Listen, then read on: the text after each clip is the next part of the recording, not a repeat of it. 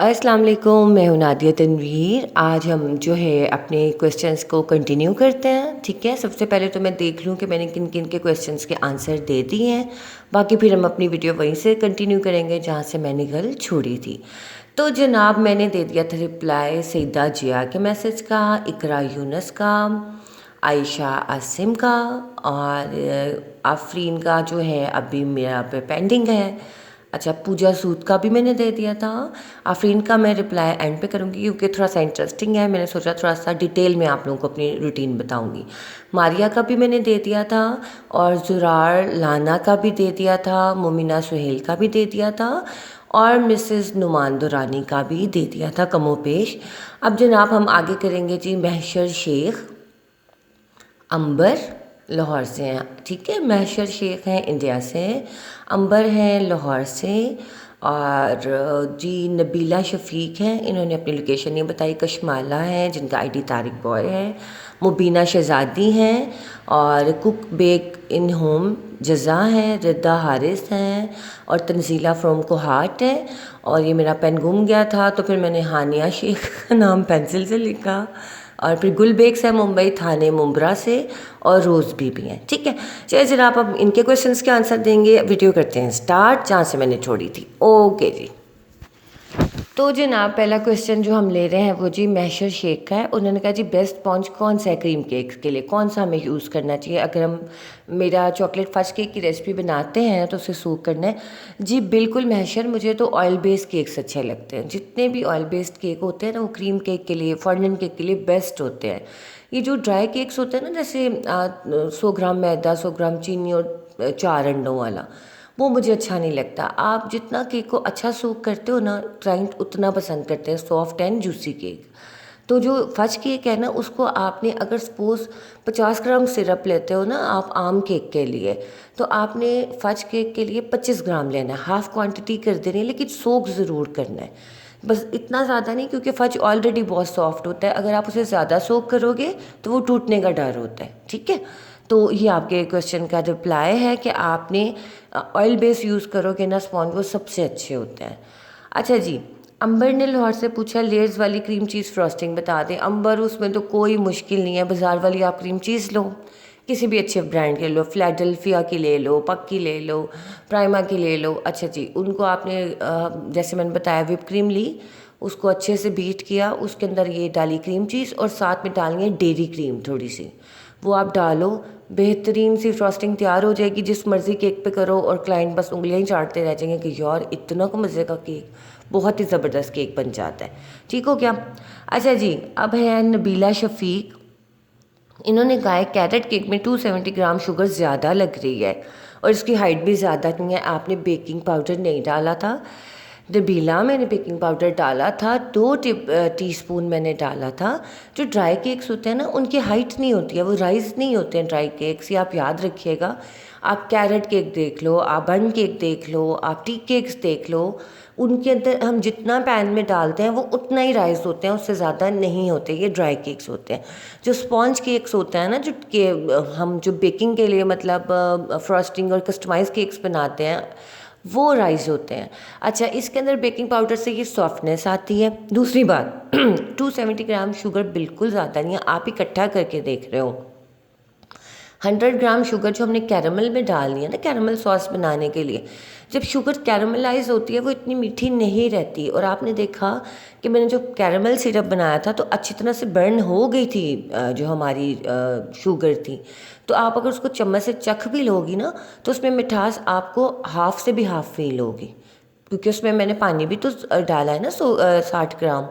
तो वो तो वैसे ही पतली हो गई और उसमें वो चीनी का टेस्ट नहीं रहता। Just to enhance the flavour, just to give it a caramelised flavour, हम ये वाला प्रोसेस करते हैं। 170 ग्राम शुगर जब आप मैदे में डालते हो, उसमें कैरेट्स भी हैं, उसमें अंडे भी हैं, तो वो बिल्कुल लेवल चीनी है, कोई ज़्यादा चीनी नहीं है, ठीक है। आप बेफिक्र होके बनाइए, बिल्कुल मीठा नहीं होगा। अच्छा, मुझे भी लगा था जब फर्स्ट टाइम मैंने ये रेसिपी सीखी, जब बन रही थी, मेरे टीचर बनाए थे, मुझे लग रहा था यार इतना मीठा, लेकिन जब खाया तो इतना मज़े का लगा ना। और इस केक में अगर कम मीठा रखेंगे मज़ा नहीं आएगा, मैं सच कह रही हूँ, ये मेरा एक्सपीरियंस है। आप एक दफ़ा बनाओ, आपको मज़ा आ जाएगा। आप रेसिपी को हाफ़ भी कर सकते हो जैसे मैंने सिखाया हुआ है, ठीक है। अच्छा जी, हमारे साथ हैं नबीला शफीक, इनका तो हमने रिप्लाई कर दिया, ठीक हो गया। नबीला, मैंने बेकिंग पाउडर डाला था, आप वीडियो गौर से देखिए। और इसकी हाइट इस वजह से भी ज़्यादा नहीं थी क्योंकि मैंने 3 पैन्स में डिवाइड कर लिया था, मैंने डबल रेसिपी बनाई थी। अगर आप 10 इंच के एक पैन में बनाओगे अच्छी हाइट आ जाएगी। अच्छा जी, कशमाला ने पूछा मेरे से tips and tricks about semi fondant cake, fridge में कितनी देर रख सकते हैं। कशमाला, आपने ना फ्रिज में सेमी फॉन्डेंट केक को तो इतना रखना ही नहीं है। जब आपने केक को डिलीवर करना है ना, तब आपने उसके अंदर बस चीज़ें सेट करने हैं। जैसे अगर 5 बजे की डिलीवरी टाइम है केक का, आप 4:30 बजे तस्वीरों के ऊपर लगाओ सब कुछ, मतलब पिक्स लगा लो, हर चीज़ लगा लो, फॉन्डेंट टॉपर्स लगा लो, लगा के आपने बॉक्स में डाला, चलो जी केक भेज दिया। उनसे क्लाइंट से कह दिया कि आपने फ्रिज में रखना है, जब तक आपने केक कट नहीं करना, बस वो फ्रिज में रखेंगी। उसके बाद जनाब क्या होगा कि वो काटेंगे, बात ख़त्म। फ्रिज में आप रखोगे, मॉइस्चर आएगा, फिर वो स्लिप होंगे। इतने देर रखना ही नहीं है फ्रिज में आपने, अगर रखना है तो बॉक्स में डाल के रखना है। अच्छा जी, मुबीना शहजादी ने कहा क्रीम में कौन से कलर ऐड करें कि क्रीम कड़वी नहीं। मुबीना, मेरे तो मैं जो भी कलर डालूँ मेरी कड़वी नहीं होती। आपने अच्छे ब्रांड के कलर यूज़ करो, विल्टन के, विबग्योर के, मिल्कीज़ के, बहुत अच्छे। थोड़ा कलर डालो, जो भी कलर डालो थोड़ा डालो।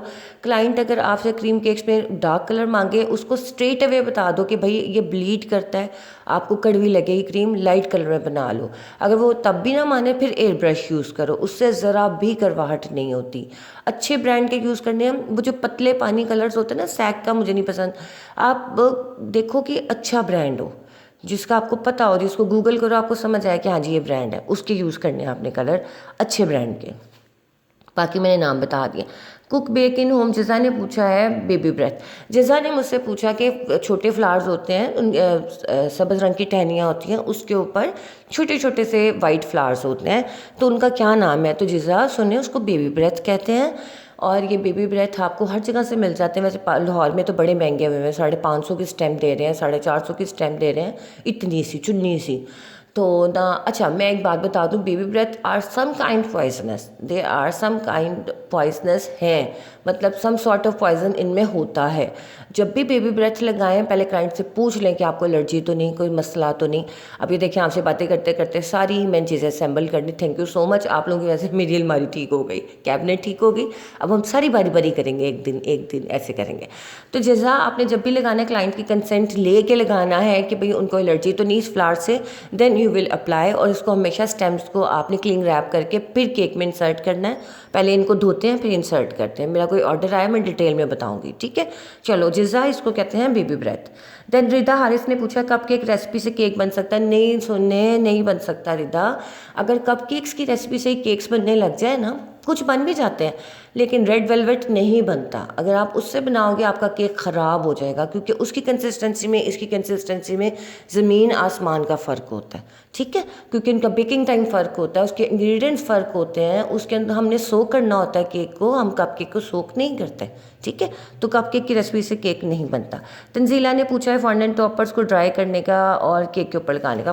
तंजीला, आप इसको जब भी केक टॉपर्स बनाओ, उनको अच्छी तरह से ड्राई करो कि आप हाथ लगाओ तो आपको सख्त लगे। उसके बाद आप उसे केक पे लगाओ और डिलीवर करने से पहले लगाओ। उसके बाद जाए क्लाइंट जो मर्ज़ी करे, वो उसकी जिम्मेदारी है। आपने अपने घर में रात से लगा के नहीं रख लेने, वरना वो मेल्ट हो जाएंगे।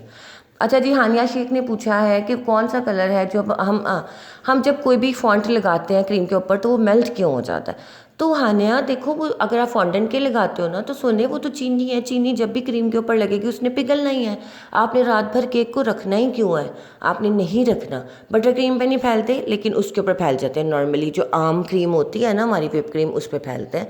आपको मैंने फिर यही कहा कि रात भर केक को रखो ही नहीं फ्रिज में, आप बस क्लाइंट के हवाले करो कि तुम जो मर्जी करो। गुलबेक्स मुंबई थाने मुंब्रा से उन्होंने पूछा है, सेम क्वेश्चन था, 270 ग्राम चीनी मुझे ज़्यादा लग रही है। नहीं गुलबेक्स, मैंने आपके क्वेश्चन का आंसर पिछले वाले क्वेश्चन के साथ दे दिया है। किसके क्वेश्चन के साथ? मुबीना, नहीं, किसके क्वेश्चन के साथ मैंने अभी रिप्लाई किया है, आप उनका रिप्लाई सुन लो, आपका भी सेम वही आंसर है, ठीक है। अच्छा जी, रोज़ बीबी ने कहा 1 पाउंड केक का कितना वेट होता है? जी 1 पाउंड केक का वेट होता है तकरीबन 450 ग्राम से लेके जो इसका एक्चुअल होता है ना वो 450 ग्राम होता है, लेकिन चलो 10-20 ग्राम ऊपर भी हो जाए, 480 हो जाए, 490 हो जाए, हो जाता है। लेकिन जो फ्रॉस्टिंग होती है ना उसको आप निकालो तो 250 ग्राम जाता है केक बैटर, और बाकी हम जो 150 ग्राम फ्रॉस्टिंग वगैरह करते हैं 1 पाउंड पे, तो टोटल हमारा 450 से 480 ग्राम हो जाता है। ठीक हो गया। तो जनाब ये थे सारे क्वेश्चन। अब हम आ जाते हैं आफरीन के क्वेश्चन के ऊपर। आफरीन, मेरी रूटीन बिलीव करो बहुत ज़्यादा मुश्किल है। मतलब किस तरह से मैं आपको बताऊं कि सुबह जैसे तनवीर ऑफिस जाते हैं, उनके जाते ही मैं अपना जो है ना जो दोपहर का खाना वगैरह मैंने रेडी करना होता है। पहले तो काम वाली बाजी नहीं आ रही थी तो सफाइयाँ भी मैं ही करती थी, बर्तन भी मैं ही करती थी। अब वो आ जाती हैं तो भाई मैं फटाफट, हम पहले इकट्ठे चाय पीते हैं, उसके बाद जनाब मैं क्या करती हूँ कि सारी चीज़ों को समेट समाट के बिस्तर वगैरह बच्चों के कमरों के अपने ठीक किए, बच्चों के ठीक किए, और जो दोपहर को खाना बनाना होता है मैंने वो बनाने के लिए रख देती हूँ साथ ही कि दोपहर को बच्चों ने आके खाना खाना है। उसके बाद जनाब मैं बाजी के साथ काम शाम करवा के फिर मैंने जो वीडियो बनानी होती है उसके इंग्रेडिएंट्स मैं पहले इकट्ठे करके साइड पे रख लेती हूँ। फिर मैं ना थोड़ी थोड़ी करके वीडियो के चंक्स बना लेती हूँ। जो आप लोगों के क्वेश्चन होते हैं वो डायरी पे सारे नोट डाउन करती हूँ, जिनके मैं रिप्लाई करने होते हैं, नाम लेने होते हैं। वो करने के बाद फिर दोपहर का खाना रेडी हो जाता है, आटा वगैरह गूंद के रोटियाँ पकानी है रोटी, पराठे बनाने हैं पराठे। चलो जनाब फिर मैं 3 बजे वीडियो बनाना स्टार्ट कर देती हूँ। उसके बाद 5 बज जाते हैं मुझे वीडियो बनाते बनाते, मगरिब हो जाती है। नमाज कुरान वगैरह पढ़ के फारिग होके फिर मैं इसकी एडिटिंग स्टार्ट करती हूँ। उस दौरान में बच्चे स्कूल से भी आ जाते हैं, ट्यूशन भी चले जाते हैं, कारी साहब भी आ जाते हैं। और उसके बाद क्या होता है, फिर मैं जो है मेरे बेटे से कहती हूँ मेरे एक थंबनेल तो बना दो, मेहरबानी, ना बने तो कागज़ पे ही बना लेती हूँ मैं इतने चक्करों में नहीं पड़ती। तो बस उसके बाद क्या होता है, ये काम हो गया मेरा। और क्या करती हूँ मैं, हाँ फिर जी मैं वीडियो एडिट करके अपलोड करने लगा देती हूँ तकरीबन 7 बजे, 7:30 के करीब। उसके बाद 9 साढ़े 9 तक आप तक वीडियो आती है। फिर तनवीर खैर से आ जाते हैं 8 सवा 8 के करीब, वॉक वगैरह जिम शिम करके। उसके बाद उनको मैं खाना फ्रेश रोटी ही बनाती हूँ, चावल हो चावल बना लेती हूँ। और फिर उसके बाद जो है ना मेरा अपना टाइम स्टार्ट हो जाता है आप लोगों को देखना या ऑर्डर्स को देखना, क्लाइंट से बात करना, अम्मी को कॉल करनी, और जब तक वीडियो अपलोड हो रही होती है। तो ये सारी मेरी रूटीन है और इस तरह से मैं करती हूँ। उम्मीद है कि आपको अंदाज़ा हो गया होगा कि मेरी कितनी हेक्टिक रूटीन होती है। सोने का बिल्कुल टाइम नहीं मिलता, और कहीं जाना हो तो बस फिर बड़ा मसला। जैसे अब शादी पे मैंने जाना था तो मुझे हर चीज़ को मैनेज करके जाना था कि ऐसा ना हो कि भाई मेरी वीडियो मिस हो जाए। तो जानिए बड़ा मुश्किल काम है, लेकिन चलो हिम्मत करनी चाहिए, अल्लाह ताला हिम्मत दे देते हैं। तो जनाब आपने मुझे बताना है आपको मेरा क्वेश्चन आंसर सेशन कैसा लगा है, और आपको अच्छा लगा कि नहीं लगा, और जिनके क्वेश्चंस के मैंने आंसर दिए हैं मुतमईन है कि नहीं है फिर दोबारा लिख देना क्वेश्चन, मैं ज़रूर रिप्लाई कर दूँगी। मैंने कहा ना आपकी अपनी बहन का चैनल है, बेफिक्र हो जाए आप। चलिए जनाब मुझे दीजिए इजाज़त, सारे के क्वेश्चन हो गया कंप्लीट, दुआ में याद रखिएगा। और नेक्स्ट भी इस तरह का क्वेश्चन आंसर सेशन मेरी सोच ये है कि मैं सैटरडे संडे को करूं, क्योंकि वीडियो का टाइम नहीं होता मेरे पास। अगर तो ऑर्डर्स होगा तो मैं उसकी तो पूरी वीडियो बना लूँगी, लेकिन अगर नहीं होगा तो फिर हम ये क्वेश्चन आंसर को करेंगे, क्योंकि अभी छुट्टियाँ हैं तो मैंने जो है घूमने फिरना है, तो इस वजह से मेरा थोड़ा टाइम मुश्किल हो जाएगा। चलिए जनाब ये सारे क्वेश्चन हो गए कंप्लीट, अपना ख्याल रखिएगा, दुआ में याद रखिएगा। कल मैंने 3 दफ़ा अल्लाह हाफिज़ कह दिया था कल वाली वीडियो में ओके जी, अल्लाह हाफिज़।